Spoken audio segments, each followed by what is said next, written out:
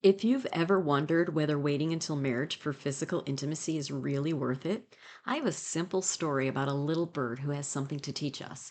What if I told you that God's timing isn't just about when you experience intimacy, it's about who you're becoming while you wait? This will change the way you think about waiting on God's timing.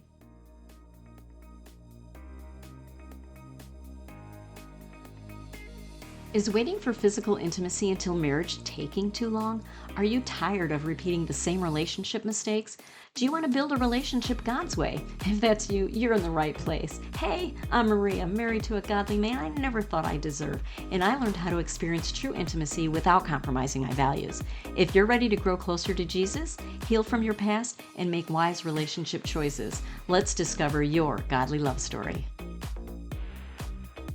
If you're struggling with waiting for physical intimacy when you know it's God's plan, head over to my website, firstkissstory.com. That's one word, First Kiss Story, and explore the collection of real life stories from women just like you who've been where you are, walking through this same journey, learning to trust God in the process, and discovering why His way is still worth it. Sometimes hearing someone else's journey reminds us that we're not alone.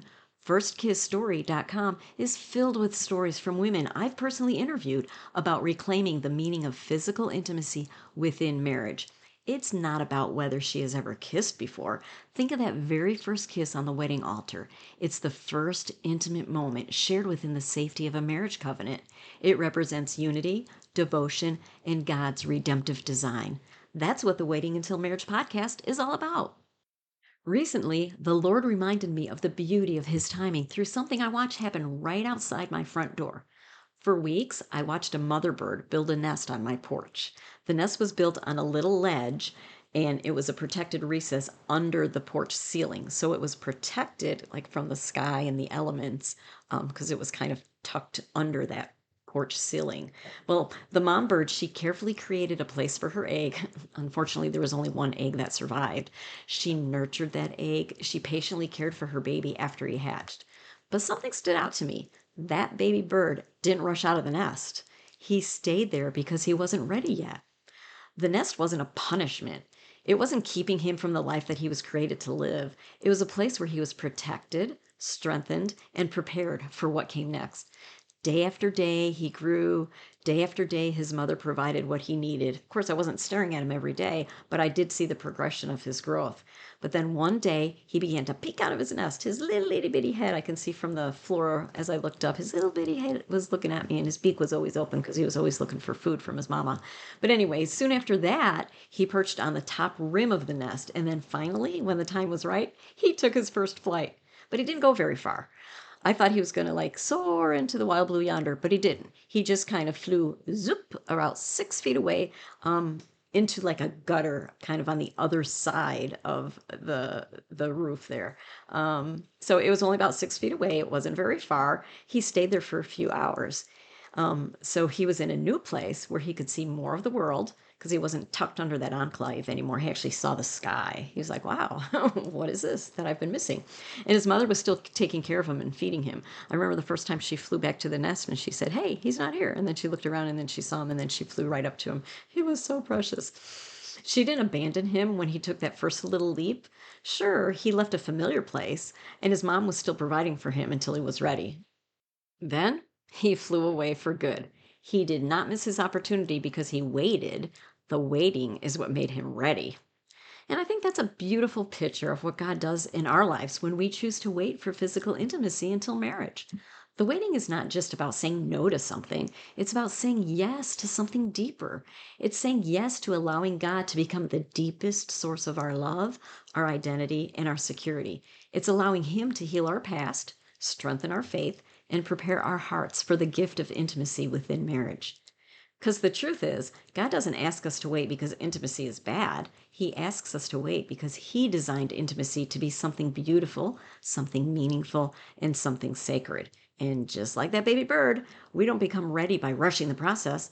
We become ready because of what God does in us while we wait. That baby bird needed lots of nurturing and preparedness before he was ready to fly.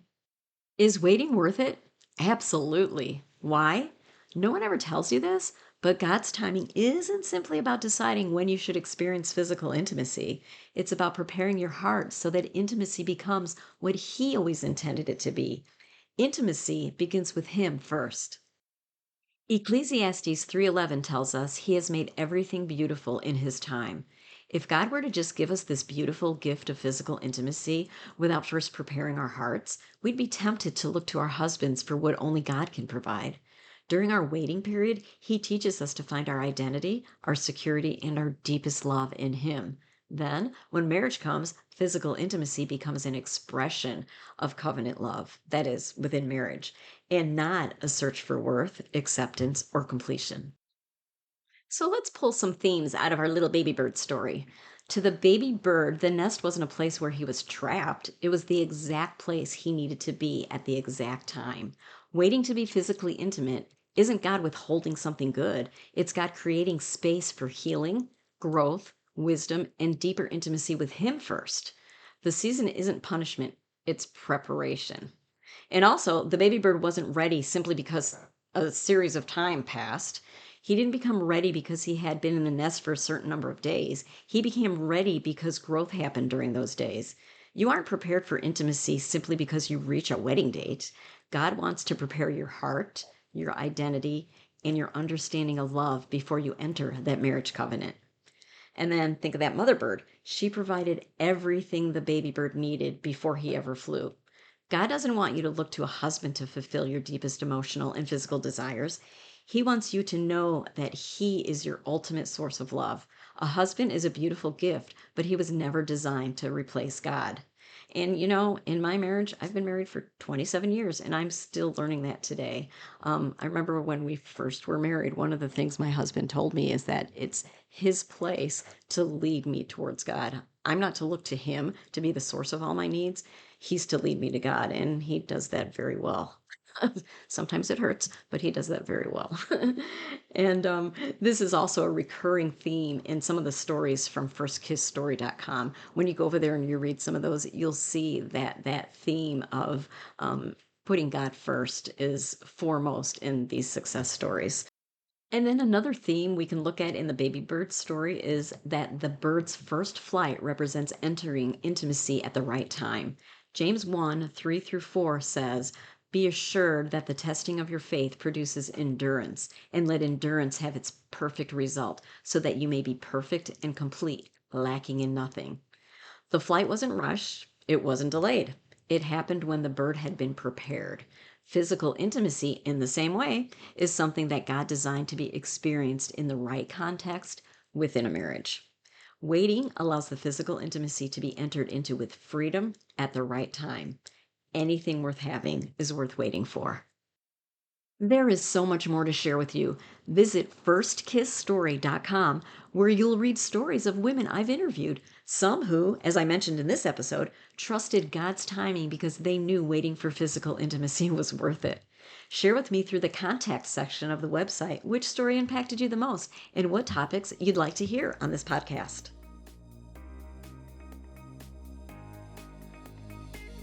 Hey friend, I'm really glad you were here today. If this episode spoke to you, would you take 30 seconds to share it with someone who's trying to do relationships God's way too? If you have a moment, leave a quick review on Apple Podcasts or wherever you listen. If you haven't already, follow the Waiting Until Marriage podcast so you don't miss what's coming next. It means so much to me knowing that this is helping you walk in healing and faith. All right, I'll meet you back here next week for another episode. Let this be one step closer to the love story God has written for you.